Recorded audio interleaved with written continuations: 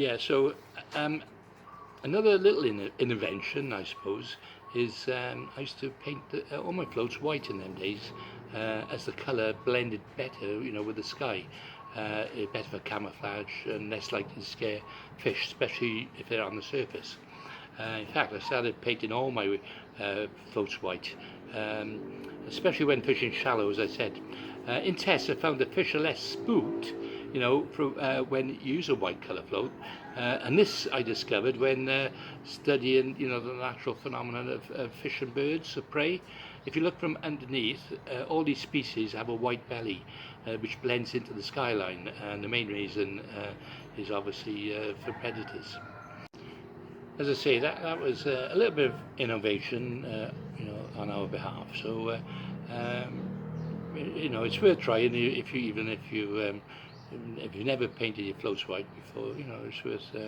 I tell you another little thing as well, which when you do paint them white and you're reeling them in and you sort of just swinging in the corner of your eye, it looks as though you're catching a fish, and quite often you take the attention away from your angler next to you. Just a little tip, that. Anyway, I've got to tell you about a time I call it lost in south of England championships. We was travelling to the Kennet and Avon for a team match, the South of England championships, and I teamed up with a local lad I've already mentioned, Alan Rees, the butcher. He was a butcher by trade, and I suppose to save the cost, I jumped in a car with him, to share the petrol. When you're young, you have to help, and you have to do that sort of thing. Anyway, I drew a section out of the town area, and Alan dropped me off to my peg. And anyway, that was it. I said I'd see him after the match. Anyway, so I started I got to my peg, and I started on the pole, and I was having a pretty good match, catching skimmers, on squat, a bit of slop and squat. But I needed, I just felt I needed to up my rate because, shifting in, shifting out, although I was pretty quick at it, I needed to because I'd seen a few anglers next to me, but they were all doing, the same. So I thought, right, I know what I need to do. I need to bring him in close enough to, get him on a whip. So what I done, I didn't have a whip set up, so I just added a little bit extra line to my pole, full length, and basically it was like a long whip then, and I ended up with 17 pound of like these little skimmers, about 5 to a pound, I think. Oh no, more, probably more than that, 10 to a pound. Anyway, I won my section. In fact, I found out later I was third in the match, and our Cardiff Nomads A team won. We won the match. But anyway, when I said I found out later, it's because Alan Rees lost his way and couldn't find his way back to pick me up from the section. Now I waited for hours, shouting. It was even raining. I was shouting in the rain with my umbrella up, and then dark fell.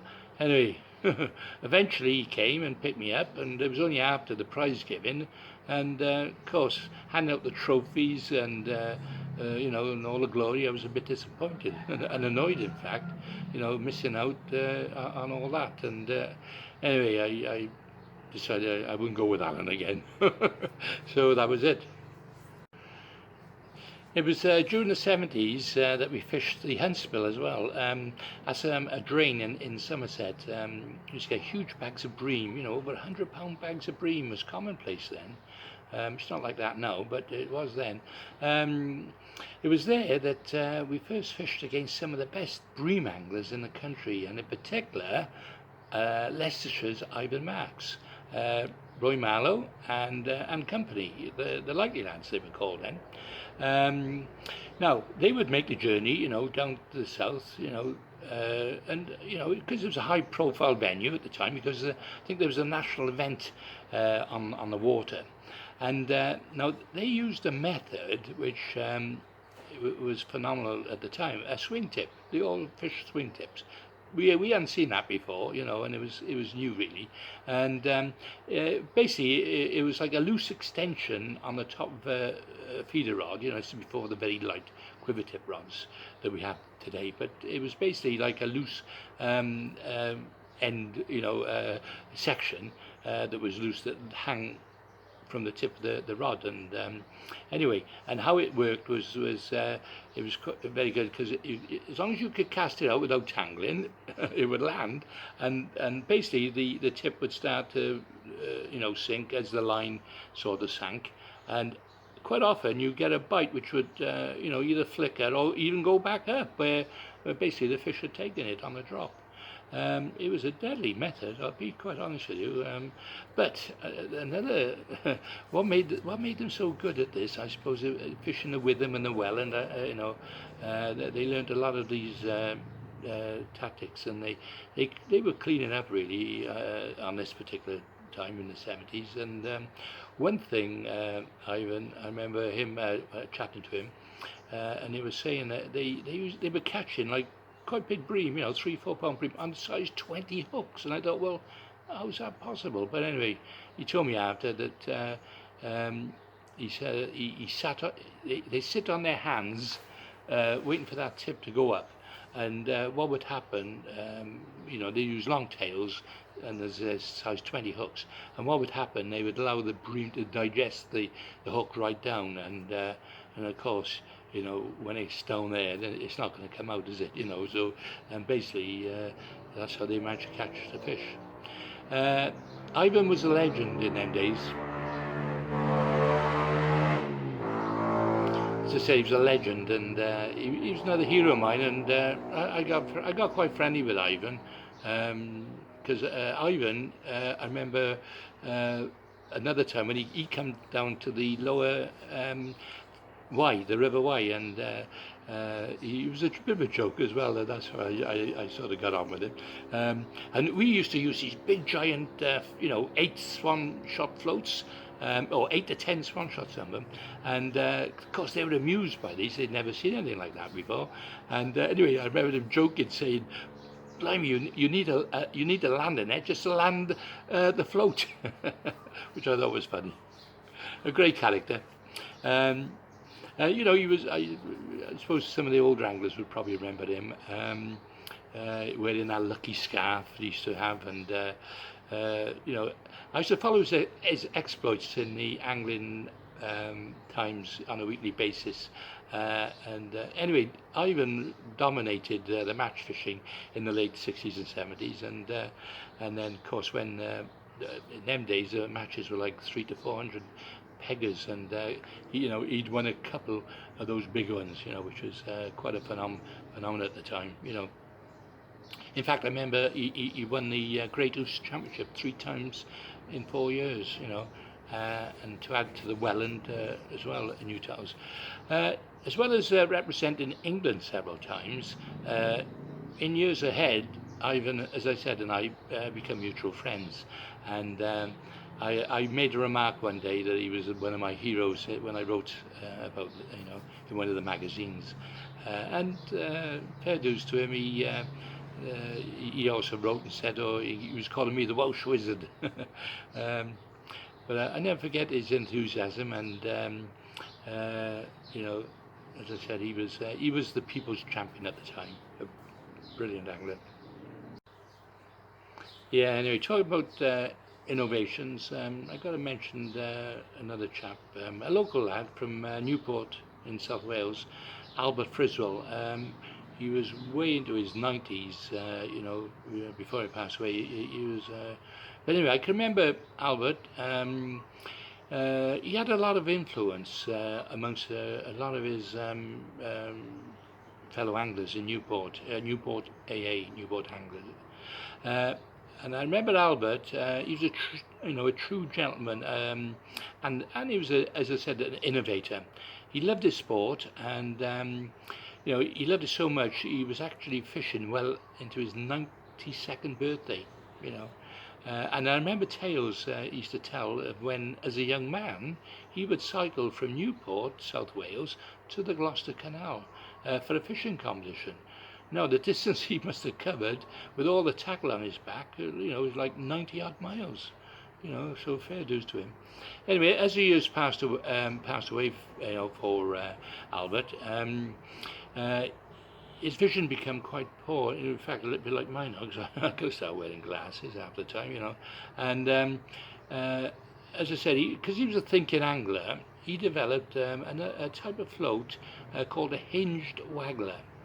Now, this float he developed, it had a dual purpose, in fact, um, so that it was set in such a way on the water that because his poor vision, um, when he had a bite, the float would actually cock up in the water, um, and it was. Quite a good method, but it also had another dual purpose because I've used hinge waggler before. That's two bits of peacock and joined together with a swivel, which gives it the hinge. Anyway, it whenever you strike sometimes into a waggler, you're striking a whole length of it, but with that hinge, you're only striking half of it, and you get a more of a direct contact to the fish. So that's a little tip, an innovation anyway. That was an innovation at the time. Okay, I was going to say I was going to put a diagram, but you can actually visit my website, which is www.goldmedalfloats.co.uk, and on there you'll see the description of the floats and how they're used. As I say, when I was a youngster, we used to travel a lot, of course, being a nomads, as the name suggested. And I remember, I've got to tell you this one, this is a cracker. We were travelling away one day to a national competition on the up at Nottingham, and we actually stopped with Frank Barlow, the legend. And unfortunately, of course, Frank passed away a few years ago. But we stopped with him and his wife, Mo, at Nottingham, and we stopped overnight. And the whole, the team, we looked for somewhere to stop, and we gave him a call, and he said, "Yeah, come and stop with us." And when we arrived, it was a terraced house. It was great fun because I remember when I first got in touch with Frank, his humour was great. Like he used to write all these articles, in the match fishing magazines and that. And anyway, I asked, could he put us up overnight for the match, for the following day? And he said, "Yeah, as long as you don't mind coming and sharing," he said. I said, "Okay, that's great, yeah." So anyway, we all arrived at his home.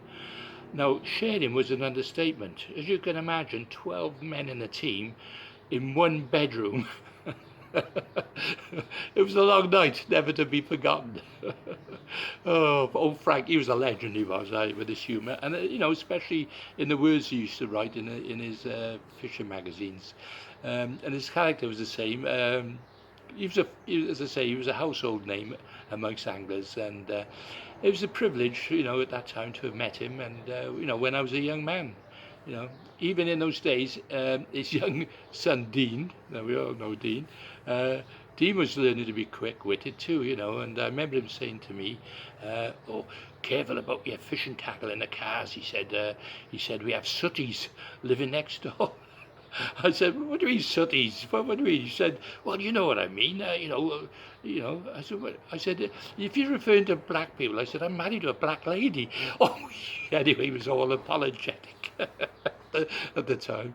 In fact, I think later on, we've had a good laugh about it, But anyway, later in years, his father, his influence on Dean, and then Dean became a top angler in his own right. Good old days. Yeah, anyway, so as I say, great old days. Right, that's it for the moment. I'm going to come back now next time, and I'll talk to you about the Welsh Federation of Coarse Anglers joining FIPS, which is the start, if you like, of World Championships and international fishing.